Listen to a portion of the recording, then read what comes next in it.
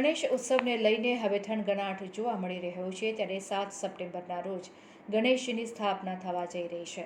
તેવા સમયે વડોદરા શહેરના નાગરિકો અને ગણેશ મંડળોમાં અનેરો ઉત્સાહ જોવા મળી રહ્યો છે। વર્ષોથી ચાલી રહેલી પરંપરા મુજબ આ વર્ષે પણ હર્ષોલ્લાસથી ગણેશજીની ભવ્ય આગમન યાત્રા યોજી ગણેશજીને ગણેશ પંડાલ લઈ જવા લોકો થનગની રહ્યા છે। હાલમાં દશામા અને સ્વતંત્રતા દિવસની ઉજવણીના ભાગરૂપે સર્વ મંડળોએ આગમન યાત્રા રોકી રાખી હતી, પરંતુ ગણેશ પંડાલમાં ગણેશજીના આગમન બાદ પણ સજાવટ અને અન્ય કામો હોવાથી શ્રીજીની આગમન યાત્રા તેમજ વિસર્જન યાત્રા ડીજે સાથે ધૂમધામથી નીકળે તેવી પરવાનગી આવતીકાલથી જ આપવામાં આવે તેવી વડોદરા કોંગ્રેસના મહામંત્રી જીતેન્દ્ર સોલંકી, વડોદરા કોંગ્રેસના મહામંત્રી વિકી શાહ અને અન્ય ગણેશ ભક્તો દ્વારા માંગણી કરવામાં આવી છે। ત્યારે ગણેશ મંડળોના પ્રમુખોને સાથે રાખી શાંતિપૂર્ણ રીતે ઉકેલ લાવવા માટે પોલીસ કમિશનરને આવેદનપત્ર સુપ્રત કરવામાં આવ્યું હતું।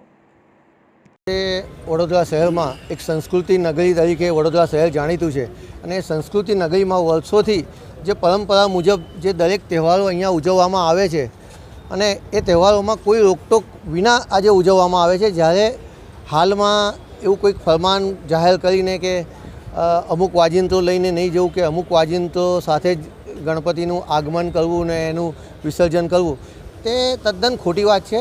વર્ષોથી જે પરંપરા ચાલે છે એ પ્રમાણે જેમ કે ડીજે હોય કે બેન્ડ હોય કે જે પણ હોય એ રીતે જે વર્ષોથી ચાલતી આવી પરંપરા છે એ મુજબ જ આ આગમનની અને વિસર્જનની જે પ્રક્રિયા ચાલે છે એને કાર્યરત રાખવી જોઈએ। એના માટે કોઈ પણ રોકટોક ના હોવી જોઈએ કોઈ પણ તંત્ર દ્વારા।